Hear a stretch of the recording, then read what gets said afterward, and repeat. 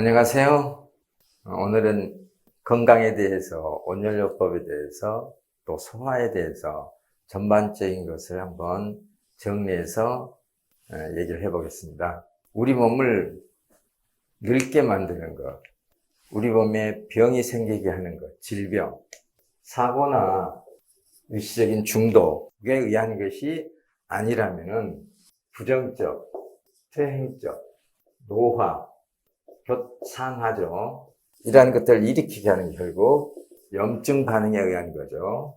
염증 반응 자체가 상하고 노하고 이게 퇴행적 증상이고 이게 부정적 증상이고 그러면서 우리가 통증과 열이 이렇게 발생하게 되죠.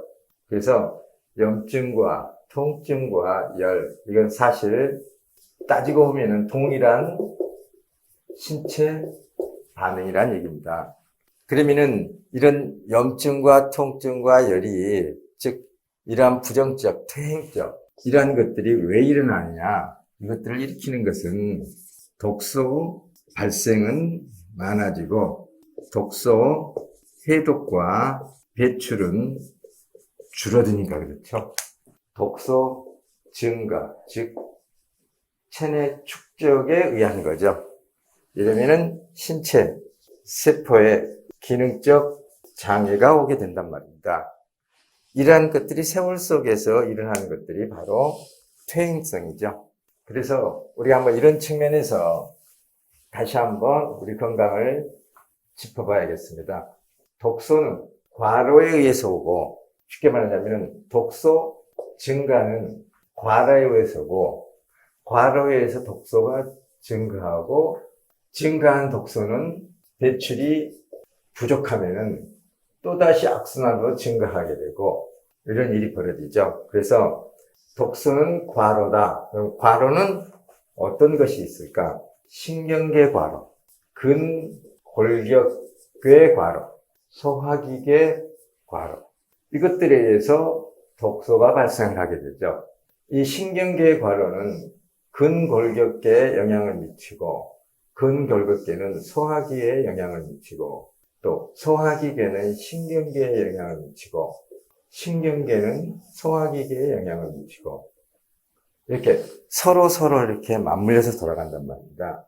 이것들을 최종적으로 이러한 독소와 과로에 의한 독소, 이 과로를 가장 최적화해서 항상성을 유지시켜주는 그게 뭐냐면은 바로 호르몬이고 이 호르몬을 조절하는 것이 자율신경계고 이 자율신경계가 호르몬을 조절하고 호르몬이 자율신경계를 조절하면서 우리 몸의 항상성을 유지해서 그 환경의 최적화 상태를 유지할 수 있도록 해준단 말입니다.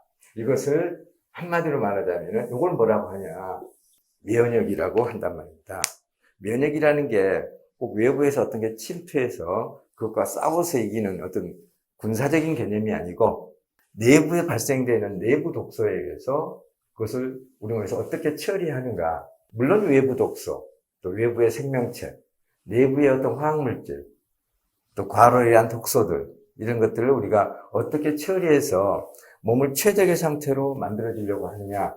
이게 바로 면역이고 요걸 자연치유력. 그러니까 자연치유력이 면역이고 면역 반응은 우리 몸의 항상성을 유지시키려고 하는 거고 따지고 보면은 여러 가지 외부 독소나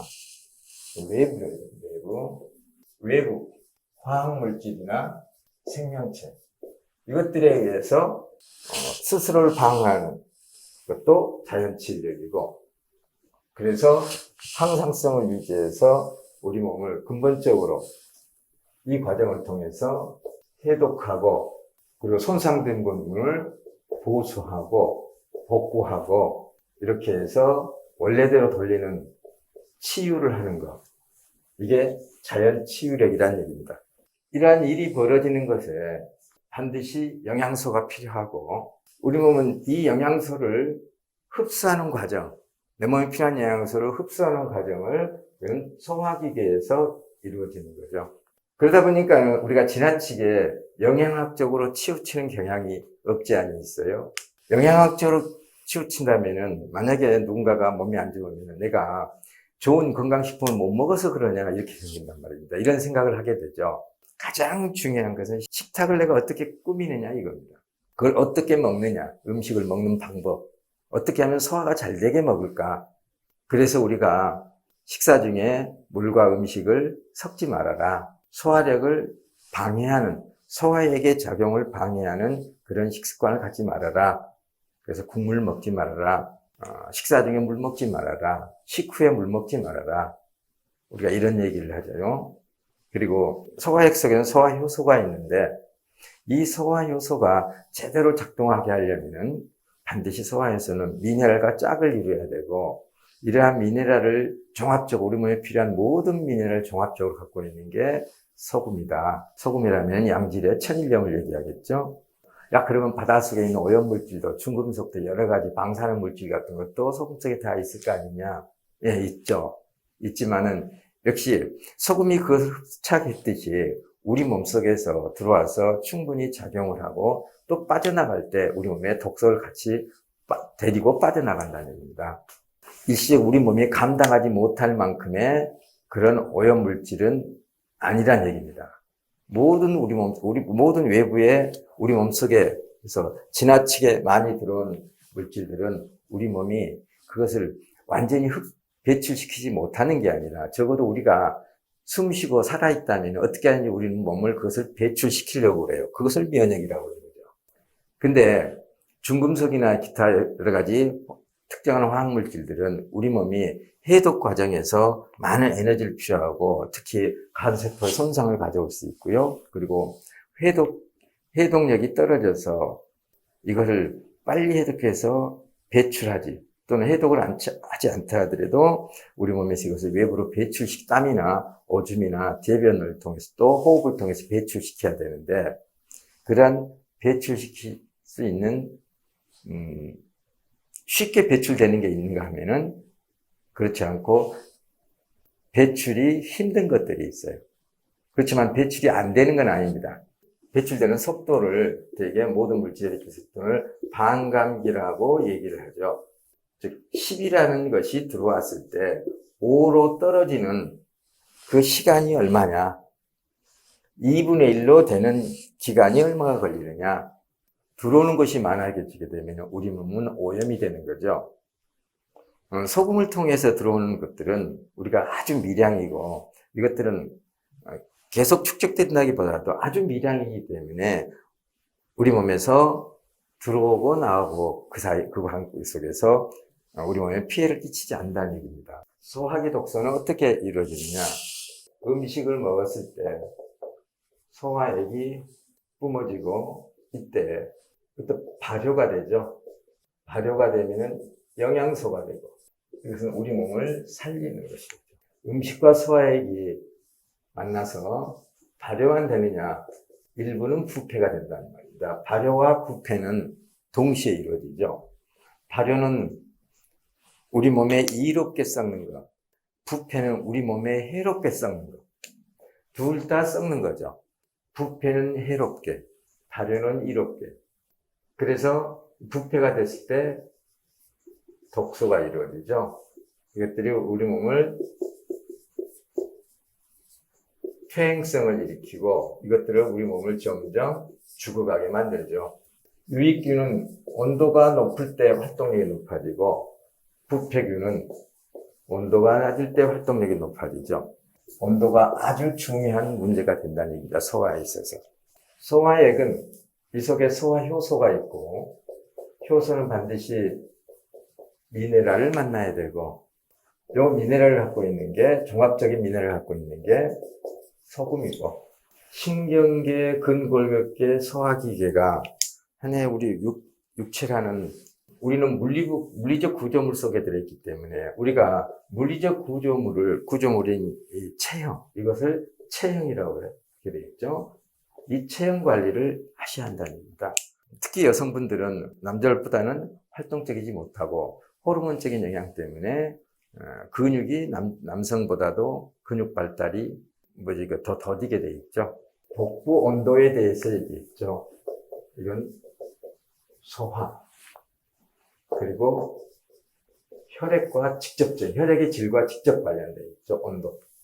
혈액은 60%의 혈장 성분과 40%의 혈구 성분으로 되어 있죠. 요건 세포죠. 세포는 세포막을 형성하고 있고, 이 세포막의 기본은 불포와 지방산이죠. 그리고 근본적으로 표면은 지질이라는 얘기입니다. 이 지질은 온도에 굉장히 민감하죠. 춥고 손이 시리고 혈액이 피가 안 통할 따뜻한 곳에 넣으면 피가 다시 돌잖아요. 그와 똑같은 원리입니다. 정리를 하자면 건강한 사람은 체온이 높고, 체온이 높은 사람은 건강하고, 체온이 높은 사람은 혈액순환이 잘 되고, 혈액순환이 잘 되는 사람은 체온이 높고, 혈액순환이 잘 되는 사람은 건강하고, 건강한 사람은 혈액순환이 높고, 건강한 사람은 소화가 잘 되고, 소화가 잘 되는 사람, 영양소 흡수가 잘 되는 사람은 충분한 영양소를 공급받게 되고, 혈액순환이 잘 되는 사람은 소화가 잘 되고, 소화가 잘 되는 사람은 혈액순환이 잘 되고, 체온이 높은 사람은 소화가 잘 되고, 소화가 잘 되는 사람은 체온이 높고, 소화가 잘 되는 사람은 음식이 발효가 된다는 얘기고, 발효가 되면은 소화를 잘 한다는 얘기죠.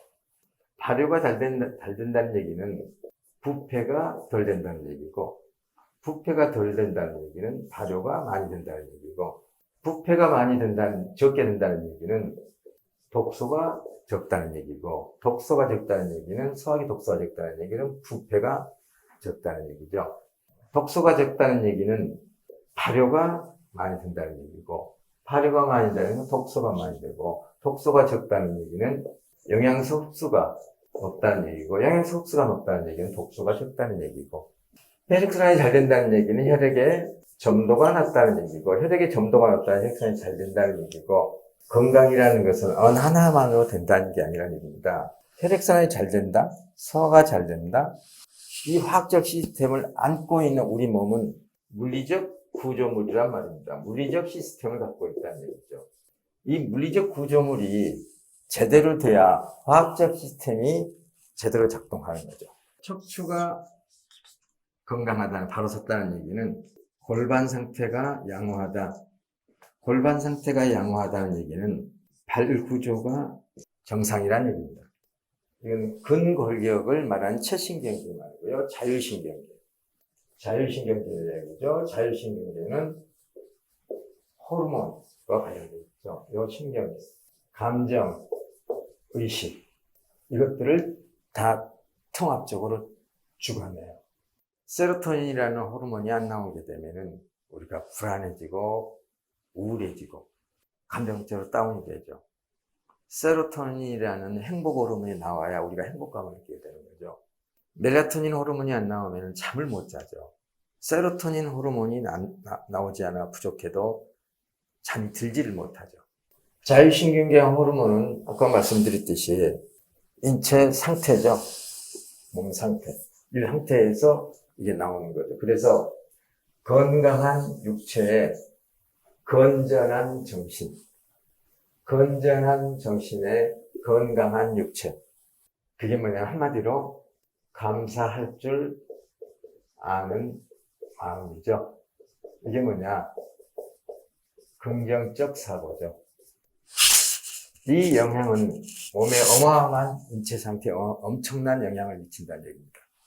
그래서 감사할 줄 아는 마음, 긍정적 사고, 부정적인 생각을 갖고 있고, 또 남에게 해를 끼치는 사람들, 이런 사람들은 그 속에 자연이 없어요. 그 사람 눈에는 자연이 안 보이는 겁니다. 위대한 작품일수록 자연과 닮은 것을 위대한 작품이라고 해요. 그래서 우리는 너무 자연스럽다, 걸작이다, 어쩌면 저렇게 만들 수 있을까?